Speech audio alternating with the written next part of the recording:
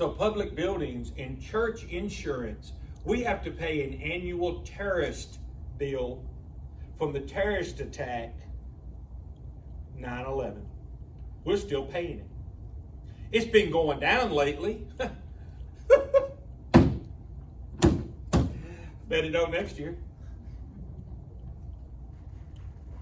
Bet it don't. I bet it doubles, triples, or quadruples. Why? Because if it's a terrorist attack, insurance companies don't have to pay for it. Hello. Where does the money trail go? If you have insurance and it's labeled a terrorist attack, did you look at your house insurance? Does it cover terrorist attack? I mean, I know y'all seen that one when Daffy Duck's trying to sell the insurance to Porky Pig. Y'all watch cartoons, y'all keep on preaching like that. He finally gets him to sign a contract. He signs it. He said, covered for $1 million. The injury had to be high noon on July the 4th.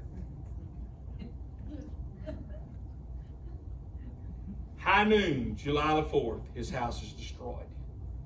And he said, oh, you didn't read the fine print. Got to be kicked in the face by a baby donkey. About this time, a baby donkey kicked him in the face and runs off. He goes, pay up.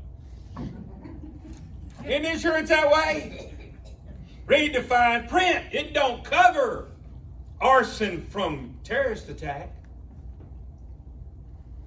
Huh. So now we have people that's lost homes, businesses that may not never get them back.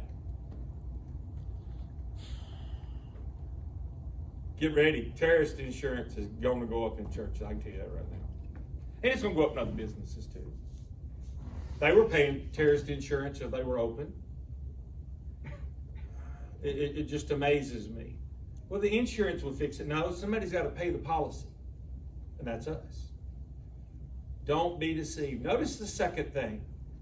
Look in verse number 7. Or verse 6 rather.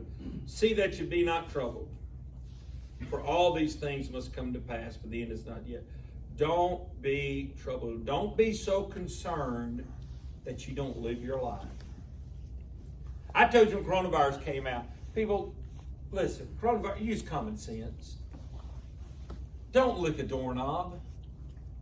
I swear, the dirtiest thing in your house, the dirtiest two things, is a doorknob and a sink handle.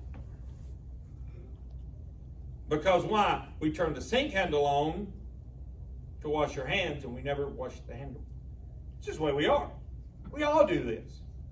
How many of y'all go outside and inside to every doorknob and clean the handles of the doorknobs on a regular basis?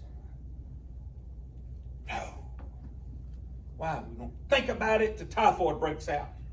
Typhoid dysentery breaks out, we should clean the doorknobs. The third dirtiest thing you have in your house, I think I laid mine down there, is a cell phone. Why? Because you pick up said doorknob, you turn said doorknob, that everybody touches, sneeze, touch doorknob, they do it all the time. And then you pick up your phone and you send texts everywhere. And then somebody calls and you and your brilliant self, we answer it. With all the doorknob bacteria in your mouth. And wonder why we get sick. If you're going to use a cell phone to text with, don't talk on it that day. Well, if somebody calls, don't do it. Wipe it off the Clorox wipe, go on about your business. No. Text them back. Why? Because what you've been touching that everybody else has touched, you now have right here. Use common sense. By the same token, if you hear riots in a certain area of town, don't go there. Well, I want to go see what's going on so I can film it. Wonder why my car got destroyed. Huh. They threw a tree and an individual through my car. Look at that. Can you? Why were you down there? I wanted to see. You were seeing, I promise you. Isn't it ridiculous? Man, we got to see. People, listen. avoid them. But don't be troubled. Live your life. And if you want to go to Walmart, coronavirus ain't going to keep nobody out of Walmart. They keep you out of church, won't keep you out of Walmart. It's amazing, boy. Man, where you find them at? Go to Walmart, you find everybody there. Even when they said limited number of people, that must have been 45 to an aisle. Because there was no limit on people. They were everywhere. And their numbers were growing. I'm not going to say nothing, but you can go on down the line, people. Dollar General, Dollar Tree. They were all that way. Grocery stores were that way. Why? Because they know you have to have these things. How many of y'all can live for the next 2 weeks without a bottle of water or food in your house? So we're going to go. People, go. Those are things you need. Go. I ain't telling nobody to stay home. But if you know you're going to a part of town that has a riot, have a sense about it. Stay away from it. Don't do anything to agitate it. They're already agitated enough. And by the way, listen to me. They don't deal with facts. They deal with feelings. You can't talk to them facts. They don't understand facts. Their favorite phrase is what? The way I feel, or it makes me feel. I don't care about your feelings. What are the facts? Feelings can be manipulated. I don't believe. Men, you gonna bail on me? I know you are. The best word I heard on feelings was Sinbad. He was talking about, man, he said, you know, when you're engaged, you'd go and watch a movie, and he said, do you want some popcorn? No. I'd just be so happy just to lick the butter that comes from your fingers. And he said, we'd go in and watch the movie. Do you want to, we're going to go get McDonald's and go get, fries and a hamburger. Do you want anything? No, I just lick the salt that's on your finger. You get up there to get married. And when the I do's are said, she says, something's going to change. You're right here. I don't like your attitude. He said, I've never known a woman that could change in 30 minutes. But they change in 30 minutes. Feelings change with the weather. Now, if God's in the middle of a relationship, it doesn't. But feelings change. I love this expression. I don't love them anymore. My first statement is they don't want to talk to me. My first statement is, okay, who do you love now? Because you've replaced that love with somebody. I don't want to talk to you anymore. I just ask a simple question. Who do you love now? And down the road, you find out there was somebody else that they were seeing. Why? Feelings have changed. Love in Christ doesn't change. This is the way I feel. Don't care, because feelings change. What are the facts? The facts is, I don't care if you like to sleep to noon tomorrow. The sun will be up at 5:58. I would feel better if it didn't come up to noon. Truth is, it's going to come up at 5:58. But preacher, I don't like it coming up at 5:58. It doesn't matter. Well, I don't like the fact that when I eat, my hunger goes away. I don't like it either, but it happens. Facts. They don't want to deal with facts. They deal with feelings. So the more you try to talk to them, the more agitated they become. Notice the next thing we talked about already at the beginning of SARS. This is just the tip of the iceberg, people. It's going to get worse. Notice in verse number 12, and because iniquity shall abound, the love of many shall wax cold. Because wickedness is abound and run up down the streets. You know what's happening? People that used to serve God are now saying, my sin's not as bad as I thought it was. Look at theirs, and they're following them. How many people are not in church now that never missed church growing up? I'll rest my case. They find out, you know what? It's just too hard. If you stand for God, people are going to get upset. They're going to get upset anyway. But they don't. they struggle with. We're probably going to expand on verse 12 tonight. Notice in verse 13, but he that shall endure unto the end, the same shall be saved. Now, people, we're saved by the grace of God.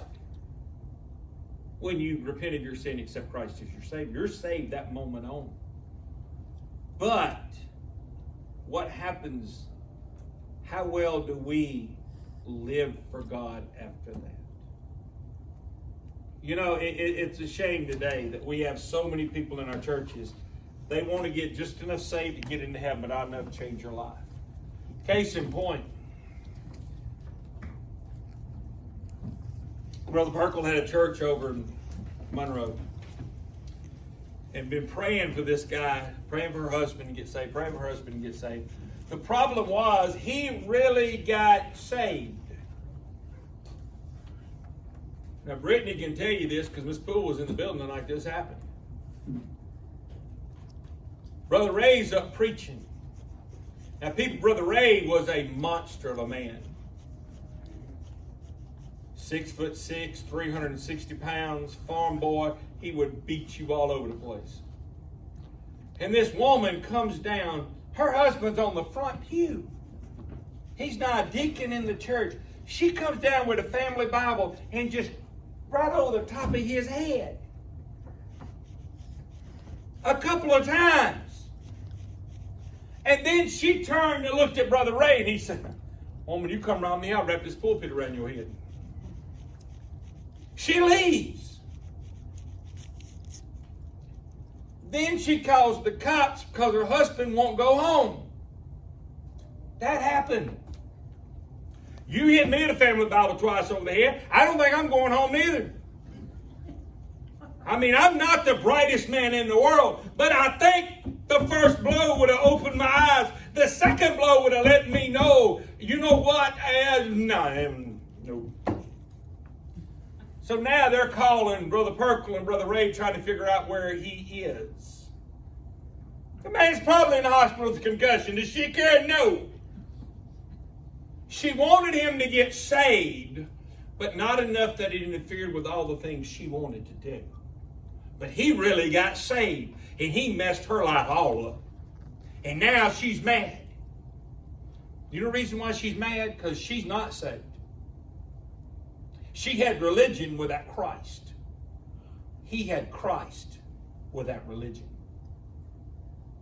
So she's grieved because she's not able to do what she used to do. Because he's telling her, honey, you can't do that anymore. We're saved people. We're going to live like saved people. She didn't like it. She got to where she wasn't even coming to church. And then to come down and slam a Bible over, can you imagine? I've always tried to picture myself in that church service. And I heard it from Brother Perkle, and I read a couple things about it. Then Miss Poole told me about it, and I could just imagine Miss Poole's face. I mean, it just wailed on him a couple of times. And I thought, my stars. Why? He was going to endure to the end, and she bailed out. It's that simple. People, you're going to have every excuse in the world to quit on God. News media, social media, friends. Will you quit on God, or will you stay true to the course to meet the Savior in the clouds?